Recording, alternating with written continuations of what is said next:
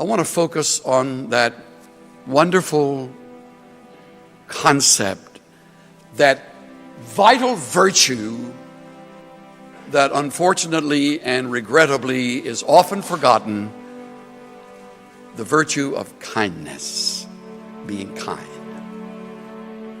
I want you to hear a story. 20 years ago, I drove a cab for a living. When I arrived at 2:30 in the morning, the building was dark except for a single light in a ground floor window. Under these circumstances, many cab drivers would just honk once or twice, wait a minute, then drive away. But I had seen too many impoverished people who depended on taxis as their only means of transportation to drive away. Unless the situation smelled of danger, I always went to the door. So I walked to the door and knocked. Just a moment, answered a frail, elderly voice. After a long pause, the door opened. A small woman in her 80s stood before me. By her side was a small nylon suitcase. "Would you carry this bag out to the car for me?" she said. I took the suitcase out and returned to assist the woman. She took my arm and walked slowly toward the curb. She kept thanking me for my kindness. It's nothing, I told her. I just try to treat all my passengers the way I would want my mother treated. When we got in the cab, she gave me an address. Then she said, "Oh, by the way, could you drive through downtown? It's not the shortest way." "Oh, I don't mind. I'm in no hurry. I'm on my way to a hospice." I looked in the rearview mirror and her eyes were glistening. I don't have any family left," she said, almost to herself. "The doctor says I don't have very long." I quietly reached over and shut off the meter. "What route would you like me to take?" For the next 2 hours, we drove all around the city. She showed me the building where she had once worked as an elevator operator. We drove through the neighborhood where she and her husband had lived when they were newlyweds. She had me pull up in front of a furniture warehouse that had once been a ballroom where she had gone dancing as a girl. Sometimes she'd ask me to slow down in front of a particular building or corner. She would sit staring into the darkness, saying nothing. As the first hint of sun was creasing the horizon, she suddenly said, "Okay, I'm ready. Let's go now." We drove in silence to the address she had given me. It was a low building. 2 orderlies came out to the cab. As soon as we pulled up, they were solicitous and intent, watching her every move. They were expecting her. I opened the trunk, took out the small suitcase, carried it to the door. The woman was already seated in a wheelchair. "How much do I owe you?" she asked. "No, you don't owe me anything," I said. "Oh, you have to make a living," she answered. "Oh, there are other passengers," I responded. Almost without thinking, I bent over and gave her a hug, and she held on to me tightly.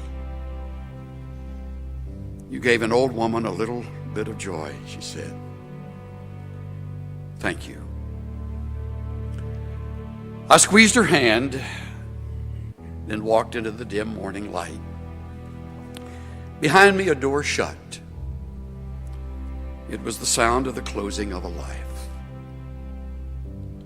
I drove aimlessly, lost in thought for the rest of the day. I could hardly talk. What if that woman had gotten in an angry driver earlier that morning, or one who was impatient? What if I had refused to take the run, or had honked once and driven away? On a quick review, I don't think I have done anything more important in all my life. I love that story. It sort of helps me allow life to make up its mind again. You need to remember that story. The times you will want to be anything but kind, because it is so much easier to bear a grudge and hate in return, or get back, or get even. Hate destroys the vessel it's kept in. Revenge never healed a wound. There's one thing all of us have in common: we've been mistreated by somebody. Some of you have known abuse, misunderstanding, and all of this has a way of siphoning your tank of kindness. It can make you hard. And you can get on with hard. You can get along with it. In fact, some will even respect you more because you're tough. But I urge you not to be. Be kind, tenderhearted, forgiving one another. When I'm truly free of revenge and bitterness, there is plenty of room in my heart left for kindness. And not until. Do what's right. Do justice. Love kindness. Walk humbly with your God. Maybe you were born a really nice person with a gentle, sweet personality, and being kind to people comes pretty naturally to you, but I think more of the globe is not that way than is. And the good news is we can change. It's amazing what one kind word can do. We don't think anything about it, but to the other person, it breathes life into their spirit. Our words have the power to lift people, to help them get through a challenge, to push them into their destinies. When you tell someone, I love you, I'm proud of you, you did great on that project, you're not just being kind, those are healing words. We don't know what people are going through. They may smile on the outside, but on the inside, they're hurting, they're lonely, they're discouraged. Many people have wounds from the past, wounds from a relationship that didn't work out, wounds from people trying to push them down. Just a simple word of encouragement. I believe in you. I'm praying for you. A simple compliment. You look beautiful today. It's no big deal to you, but to them, it's helping heal the wounds. It's lifting their spirits. It's causing them to believe in themselves. Your words can be what keeps them moving forward. And God puts people in our lives on purpose so we can bring healing. Letting people know that you care does more than you imagine.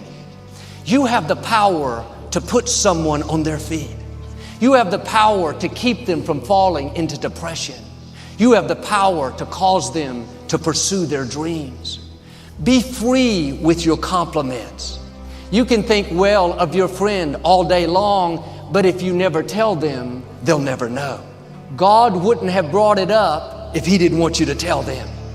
He wouldn't have put that thought in you if the other person didn't need it. You may not know them. It may not make sense to you, but God knows what He's doing. There's a reason they need your healing. Don't withhold it. Don't try to reason it out. In my early 20s, a young man started coming up to the gym to play basketball with us. He was a loner. He was very unfriendly, very cold. He never talked. Even during the games, he wouldn't interact with us. Most of the guys just ignored him. But something down in here told me to reach out to him and make him feel welcome.